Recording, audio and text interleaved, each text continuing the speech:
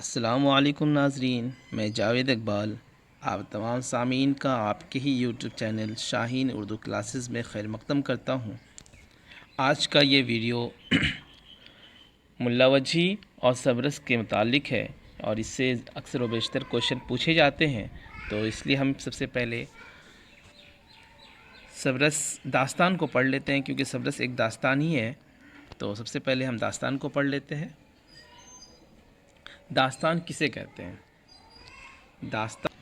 داستان وہ رومانی کہانی ہے جس میں خیالی واقعات کا بیان، مافوق الفطرت عناصر کی تحریر خیزی، حسن و عشق کی رنگینی، واقعات کے حادثات کے بہتات، پیچیدگی اور بیان کی لطافت، اور اس کا مقصد اپنے قاری کو فرحت مسرت کا سامان فراہم کرنا ہوتا ہے۔ اور کلیم الدین احمد اس کے بارے میں کہتے ہیں کہ داستان کہانی کی طویل اور پیچیدہ بھاری بھرکم صورت ہے۔ ٹھیک ہے، تو یہ تو ہو گیا داستان۔ اب داستان کے اجزائے ترکیبی کے بارے میں بات کی جائے تو وہ کتنے ہیں؟ 6 ہیں۔ 6 ہیں۔ کون کون سی ہے؟ طوالت ہے، پلاٹ ہے، اور کردار نگاری ہے، اور مافوق الفطرت عناصر ہے، اور نمبر 5 میں ہے منظر نگاری، نمبر 6 میں ہے اسلوب نگارش۔ ٹھیک ہے، یہ چیزیں ہیں جو مافوق الفطرت عناصر سب سے زیادہ یہ مؤثر ہوتا ہے، اس کو مین مانا جاتا ہے داستان کی کہانی میں۔ اب تو یہ ہو گیا، ہم نے داستان پڑھ لیا۔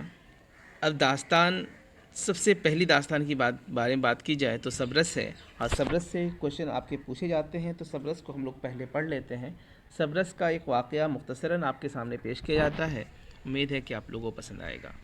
لیکن ہم سبرس کو شروع کرنے سے پہلے آپ تمام سامعین سے بالکل مؤدبانہ درخواست ہے کہ آپ لوگ ضرور آپ کے ہی یوٹیوب چینل شاہین اردو اکیڈمی کو ضرور سبسکرائب کریں، تاکہ اور زیادہ سے زیادہ لوگوں کو، اپنے دوستوں کو شیئر کریں جو کہ NTA JRF کی تیاری کر رہے ہیں۔ یہ ویڈیوز بہت زیادہ ان کے لیے معاون ہوگا اور آپ کے لیے صدقہ جاریہ ہوگا، جب تک وہ دیکھیں گے آپ کو فائدہ ہوگا۔ چلیے شروع کرتے ہیں۔ سبرس کا واقعہ۔ قصے کا خلاصہ یہ ہے کہ ملک سیستان کے بادشاہ عقل کے بیٹا دل، ٹھیک ہے، عقل بادشاہ ہے جس کا بیٹا دل ہے، جو علاقۂ تن کا حکمراں ہے۔ کہاں کا؟ علاقۂ تن کا حکمراں ہے۔ وہ آب حیات کی تلاش کرنا چاہتا ہے۔ پتہ چلتا ہے کہ شہر دیدار کے باغ رخسار میں آب حیات کا چشمہ ہے۔ کہاں پر؟ باغ رخسار میں، شہر دیدار کے باغ رخسار میں آب حیات کا چشمہ ہے۔ شہر دیدار سلطان عشق کی مملکت ہے۔ عشق کی بیٹی کون ہے؟ حسن ہے۔ یہ کردار آپ سے پوچھے جا سکتے ہیں، امپورٹنٹ ہے۔ دل اپنے دوست نظر کو بھیجتا ہے۔ اس کا دل کا دوست کون ہے؟ نظر ہے۔ نظر حسن سے ملتا ہے، دل سے حسن کی خوبصورتی کی تعریف کرتا ہے، دل حسن پر عاشق ہو جاتا ہے۔ دل حسن سے ملنے جاتا ہے، اور عقل کا لشکر ساتھ ہے۔ اس کے والد عقل اپنے والد کا لشکر لے کر کے جاتا ہے۔ عقل اور عشق کے لشکر میں جنگ ہوتی ہے، یعنی کہ حسن جو کہ عشق کی بیٹی ہے، اور عقل یہ دل کا باپ ہے، تو ان دونوں میں کیا ہوتی ہے؟ لڑائی ہو جاتی ہے، اور عقل اور دل کو شکست ہوتی ہے۔ باپ بیٹے کو شکست ہو جاتی ہے۔ دل کو پکڑ کر حسن کے پاس لایا جاتا ہے۔ دونوں بام وصل پر ملتے ہیں، لیکن رقیب کی بیٹی غیر کی غداری سے دل فراق کے کوٹ میں قید کر دیا جاتا ہے۔ کچھ دن بعد غیر اقبال جرم کر لیتی ہے، دل رہا ہو جاتا ہے۔ ہمت کی مصلحت سے عقل عشق کا وزیر بن جاتا ہے۔ عقل، یہ دونوں سمدھی بھی ہو جاتے ہیں، اور یہ وزیر بنا لیتا ہے عقل عشق کو۔ دل اور حسن کا عقد ہو جاتا ہے، شادی ہو جاتی ہے۔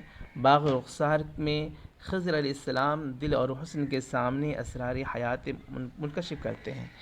اسرار حیات کا کیا راز ہے وہ منکشف کرتے ہیں ان کے سامنے، اور بتاتے ہیں کہ آب حیات سخن ہے اور چشمہ دہن میں ہے۔ ٹھیک ہے، اس کو ان کا پتہ بتا دیتے ہیں۔ یہ تو ہو گیا آپ کا سبرس۔ اب ہم بات کرتے ہیں تھوڑی داستان کے متعلق، تھوڑی سی بات ہو جائے۔ داستان سے متعلق کچھ کوشچن جو ہیں پوچھے گئے ہیں، وہ امپورٹنٹ بھی ہوتے ہیں کہ بسا اوقات دیکھا جاتا ہے کہ کچھ کوشچن جو ہے بار بار ریپیٹ کیے جاتے ہیں، تو بہت زیادہ معاون ہوگا آپ حضرات کے لیے۔ تو آپ سے درخواست ہے کہ آپ اپنے دوستوں تک بھی یہ ضرور بھیجیں، اور اس کو سبسکرائب کریں، آپ کے چینل کو ضرور سبسکرائب کریں۔ نمبر 1 میں ہے عجائب القصص کا مصنف کون ہے؟ تو اس کے مصنف ہیں بہادر شاہ ظفر، شاہ عالم ثانی، عطا حسین تحسین، فضل احمد فضلی۔ تو اس کے ہیں شاہ عالم ثانی۔ نمبر 2 ہے داستان ناول سے کس وجہ سے جدا ہے؟ ناول اور داستان میں کیا ایسی چیز ہے جو کہ ایک دوسرے کو جدا کرتی ہے؟ کردار دونوں میں ہوتا ہے، مکالمہ میں دونوں میں ہوتا ہے، زمان و مکان بھی دونوں میں ہوتا ہے، لیکن مافوق الفطرت عناصر یہ صرف اور صرف داستان کے لیے ہی خاص ہے۔ تو یہ مافوق الفطرت عناصر جو ہے اس کی وجہ سے دونوں جدا ہو جاتے ہیں، ناول اور داستان۔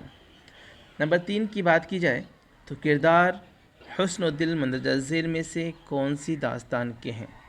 ٹھیک ہے، نمبر اس کے کہ دستور اشاق، باغ و بہار، آرائش محفل، فسانہ عجائب۔ تو یہ کس کے ہیں؟ دستور اشاق کے ہیں۔ نمبر 4 میں ہے قصہ مہر افروز و دلبر کے مصنف کون ہیں؟ نمبر 4 کے ہیں حیدر بخش حیدری، رستم علی، عطا حسین خان تحسین اور عیسوی خان۔ تو اس کے کون ہو جائیں گے؟ عیسوی خان ہوں گے، یہ کوشچن آ چکا ہے۔ اور اس کے بعد ہم کوشچن نمبر 5 میں دیکھتے ہیں۔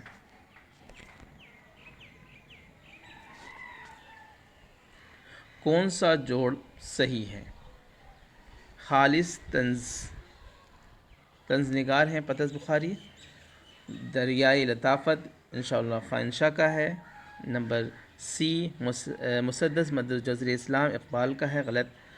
چاندنی بیگم قرۃ العین کا ہے۔ تو ان میں سے کون سا پیئر ہے جو صحیح ہے؟ تو اس کو دریائے لطافت انشاءاللہ خان انشا کا۔ نمبر 6 میں ہے صحیح زمانی ترتیب کی نشاندہی کیجیے۔ باغ و بہار، سبرس، فسانہ عجائب اور فسانہ آزاد۔ نمبر بی سبرس، فسانہ عجائب، فسانہ آزاد، باغ و بہار۔ سبرس، باغ و بہار، فسانہ عجائب اور فسانہ آزاد۔ نمبر ڈی فسانہ عجائب، سبرس، باغ و بہار، فسانہ آزاد۔ نمبر 6 کا ہے دیکھیے سی سبرس۔ اس میں تو باغ و بہار فسانہ سے مسئلہ ہی نہیں ہے، جو سب سے پہلے اگر داستان ہے تو کون سا ہے؟ سبرس ہے، تو سب سے پہلے تو سبرس ہی ہوگا، ہے نا۔ اور باغ و بہار فسانہ عجائب بعد میں لکھا گیا، باغ و بہار ہے، پھر فسانہ عجائب، پھر فسانہ آزاد ہے۔ یہ آپ کا پیئر درست ہو جائے گا۔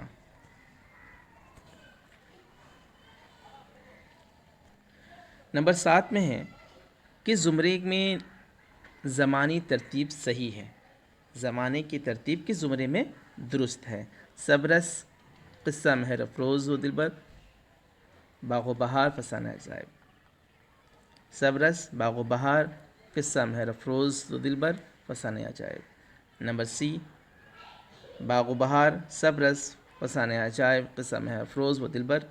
نمبر ڈی فسانہ عجائب، باغ و بہار، سبرس، قصہ مہر افروز و دلبر۔ اس میں سے کون سا 7 کا صحیح جواب ہوگا؟ تو ہم جانتے ہیں اس کا اے ہی ہوگا، اور سی اور ڈی تو معاملہ ہی بالکل گڑبڑ ہے۔ لیکن سبرس سب سے پہلے لکھی گئی، پھر قصہ مہر افروز، پھر باغ و بہار، پھر فسانہ عجائب، یہ درست ہو جائے گا۔ کوشچن نمبر 8 میں دیکھتے ہیں اردو کی پہلی نثری داستان کس دور میں لکھی گئی؟ تو یہ بہمنی دور، قطب شاہی دور، نظام شاہی دور اور عادل شاہ دور۔ کس دور میں لکھا گیا؟ تو اس کا جواب ہو جائے گا قطب شاہی دور میں لکھا گیا۔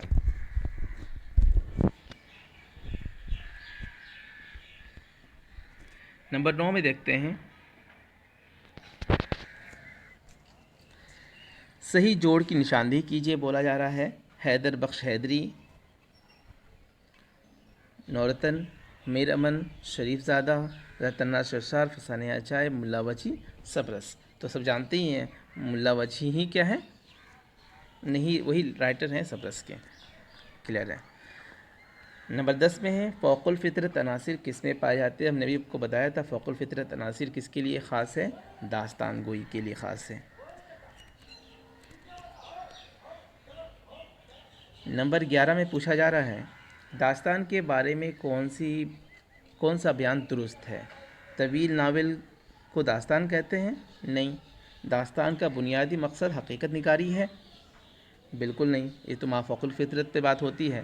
داستان میں مافوق الفطرت عناصر سے بھی مدد لی جاتی ہے، بالکل صحیح ہے۔ تو 11 کا کیا ہو جائے گا؟ سی ہو جائے گا۔ نمبر ڈی میں ہے داستان میں نمبر 12 میں دیکھتے ہیں ان میں سے کون سی تصنیف زبانی بیانیہ کے لیے مشہور ہے؟ ٹھیک ہے، تو زبانی بیانی ہم جانتے ہیں داستان میں ہی زبانی بیان ہوتا ہے، باقی سب میں نہیں ہوتا ہے۔ نمبر 13 میں ہے کہ تجسس، تحیر اور طوالت ذیل کی کس صنف کی خصوصیت ہے؟ آپ بالکل طوالت کی بات کی جائے تو بالکل داستان میں سب سے زیادہ طویل ہوتی ہے، تجسس بھی ہوتا ہے، تحیر بھی ہوتا ہے، داستان ہی اس کا صحیح جواب ہو جائے گا۔ نمبر 14 میں ہے ان میں سے کون سی داستان لکھنؤ میں لکھی گئی؟ تو لکھنؤ میں کون سی داستان لکھی گئی ہے؟ تو آرائش خیال۔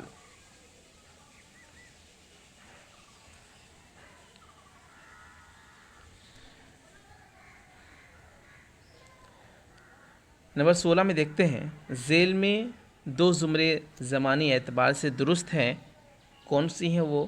اس کو ہم لوگ ٹک لگاتے ہیں، ملا وجھی، انشاءاللہ خان شاہ، میر امن۔ میر امن رجب علی بیگ سرور، ملا وجھی۔ نمبر سی انشاءاللہ خان شاہ، میر امن رجب علی بیگ سرور۔ نمبر ڈی میر امن رجب علی بیگ سرور، ملا وجھی۔ ان میں سے کون سا درست ہے زمانے اعتبار سے؟ تو اس کا ہو جائے گا 2A اور سی، ملا وجھی، انشاءاللہ خان شاہ، میر امن، اور انشاءاللہ خان شاہ، میر امن اور رجب علی بیگ سرور۔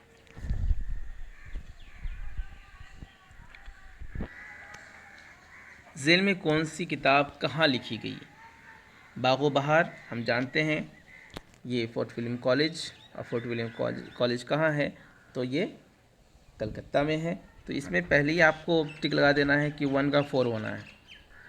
دیکھ لیتے ہیں 1 کا 4 کس میں ہے؟ 1 کا 4 سوری 1 کا کلکتہ ہے نا، 3، تو 1 کا 3 یہ آپ کا بالکل ایک بار میں ہی ٹھیک ہو جائے گا۔ سبرس کہاں لکھی گئی؟ یہ دکن سے لکھی گئی ہے، تو یہ دکن کہاں ہے؟ حیدرآباد، تو حیدرآباد صحیح ہو جائے گا۔ پھر اس کا فسانہ عجائب کہاں لکھی گئی؟ لکھنؤ میں لکھی گئی، اور اس کے بعد بوستان خیال یہ کہاں لکھی گئی؟ دہلی میں لکھی گئی، تو آپ کا جواب صحیح ہو جائے گا۔ آگے چلتے ہیں ملا وجھی سے متعلق کوشچن سے۔ اب ملا وجھی سبرس کا سن تصنیف کیا ہے؟ کوشچن آ سکتا ہے، تو اس کا کیا ہے؟ 990 ہجری، 1111 ہجری، 1018 ہجری، 1045 ہجری، تو یہ 30 کا صحیح ہو جائے گا۔ سبرس کس کی تصنیف ہے؟ تو سبرس کس کی تصنیف ہے؟ سبھی جانتے ہیں ملا وجھی کی ہے۔ ملا وجھی کی نثری تصنیف کون سی ہے؟ نثر میں اس کی سب سے پہلی بھی یہی ہے، اور اردو دنیا میں بھی یہی ہے۔ سبرس کس زبان میں لکھی گئی؟ تو یہ دکن میں لکھی گئی، حیدرآباد میں لکھی گئی، تو پھر دکنی زبان میں لکھی گئی تھی، ٹھیک ہے۔ نمبر 12 میں ہے اردو کی اولین نثری تصنیف کس کی ہے؟ سب سے پہلی اردو کی نثری تصنیف کسے کہیں گے؟ تو مصنف کون ہے اور کس کی ہے؟ وہ ملا وجھی کی ہے۔ کون سی ہے؟ سبرس ہے۔ دکن کی پہلی نثری تصنیف کون سی ہے؟ سب جانتے ہیں ملا وجھی کی سبرس ہے۔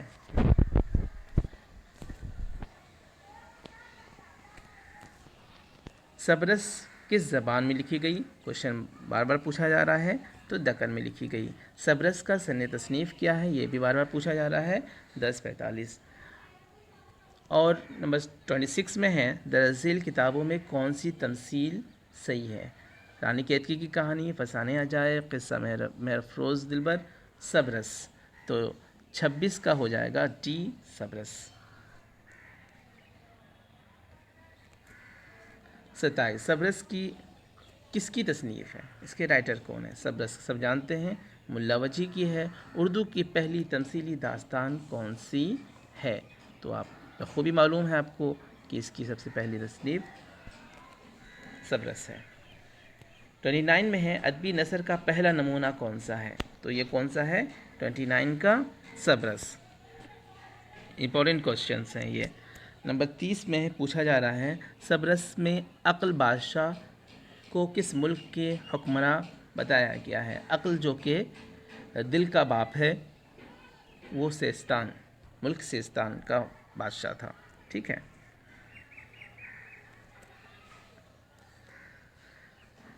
داستان صبرس میں عقل کس ملک کا بادشاہ ہے؟ سیستان۔ صبرس کس کی فرمائش پہ لکھی گئی؟ تو یہ تھے عبداللہ قطب شاہ، ٹھیک ہے۔ نمبر 33 ہے اردو میں غیر مذہبی نثر کے سب سے پہلے مکمل نمونے کے طور پر اس کا نام لیا جاتا ہے؟ تو غیر مذہبی نثری اگر بات کی جائے تو صبرس ہے، نثری ہے اور غیر مذہبی بھی ہے۔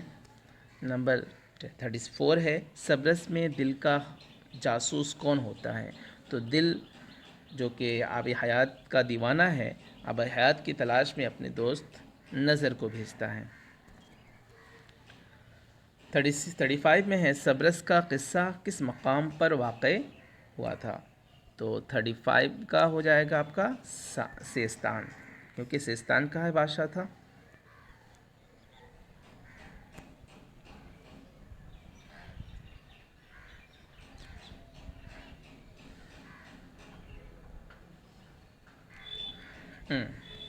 صبرس میں غیر کس کی بیٹی ہے؟ تو یہ غیر ہے جو کہ جس کی وجہ سے دل کو قید کر لیا گیا تھا، بعد میں یہ اقبال جرم کرتی ہے اور پھر دل کو آزاد کر دیا جاتا ہے، یہ رقیب کی بیٹی ہے۔ صبرس کس بادشاہ کی فرمائش پہ لکھی گئی؟ یہ بارہ پوچھا جا رہا ہے، یہ عبداللہ قطب شاہ کے فرمائش پر لکھی گئی۔ یہ نصر الدین ہاشمی نے کس داستان کے بارے میں لکھا ہے کہ یہ تصوف کی بہترین کتاب ہے جس کو فرض قصہ کے طور پر لکھا گیا ہے؟ تو یہ 38 کا کون سا ہو جائے گا؟ صبرس۔ صبرس میں کون سا کردار قلعہ ہجرا میں زندگی گزارنے کے ساتھ وصل محبوب کی دعائیں بھی مانگتا ہے؟ کیونکہ کس کو قید کیا گیا تھا؟ ہم جانتے ہیں دل کو قید کیا گیا تھا اور اس کو محبوب سے ملنے کی دعائیں مانگ رہا تھا۔ یہ 39 کا ہو جائے گا سی۔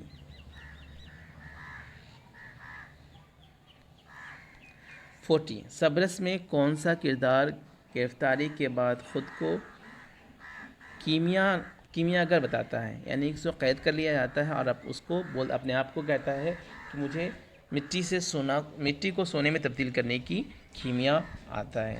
تو یہ تھے نظر جس کو کہ دل نے آب حیات کی تلاش میں بھیجا تھا۔ 41 نمبر ہے عقل نور ہے، عقل کی دوڑ بہت دور ہے، عقل ہے تو آدمی کہواتے ہیں، عقل ہے تو خدا کو پاتے، عقل اچھے تو تمیز کرے، برا اور بھلا جانے، عقل اچھے تو آپس کو حور دوسروں کو بجھانے، عقل نے میر، عقل نے پیر، عقل نے بادشاہ، عقل نے فقیر۔ یہ عبارت کس کی لکھی ہوئی ہے؟ 41 ملا وجی، کس کی ہے؟ ملا وجی کی ہے یہ۔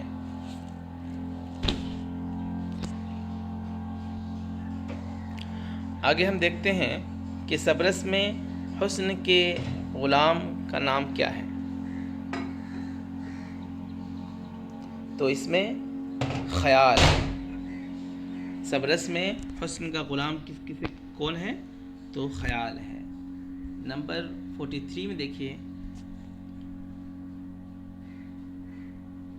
اتال تجھے میں کیا کہوں، نہ کہوں تو چپ بھی کیوں رہوں، تو تو بہت دانا بہت عاقل والے ہوشیار دل ربا شہر دیدار کو انپڑیا بہت مشکل ہے، باٹ میں جنس کی محنت حائل ہے، اس دریا میں کی غرقاب کی ساحل ہے۔ تو یہ عبارت کس کتاب سے ماخوذ ہے؟ تو 43 کا آپ کا ہو جائے گا صبرس۔ تو آج کے لیے صرف اتنا ہی. آخر میں تمام سامعین سے پھر سے درخواست کروں گا کہ ضرور اپنے اس چینل کو شاہین کلاسز اردو کو سبسکرائب کریں، شیئر کریں اور بیل آئیکن کو ضرور دبا دیں. السلام.